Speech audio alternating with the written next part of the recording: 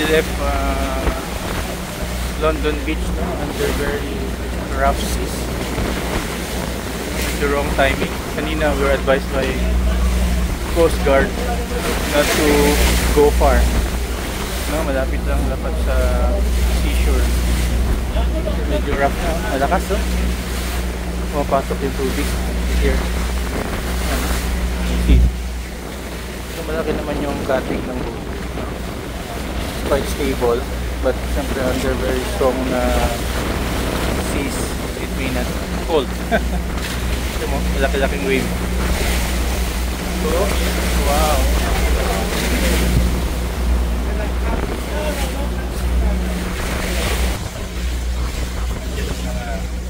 Naman namin, so capacity is 20 people sa boat na to. Medyo high-tech siya, may mga sonar. Lakas to? The water.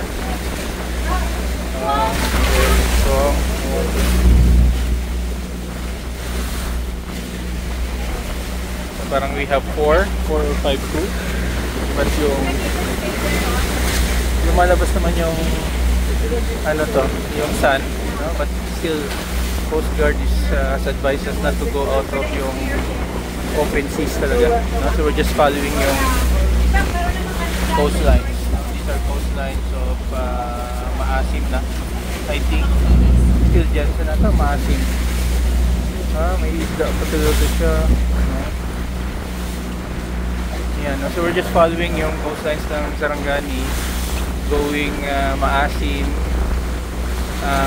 Kiamba. I think the farthest na mapunta namin siguro is Kiamba, yung tip ng Sarangani Bay.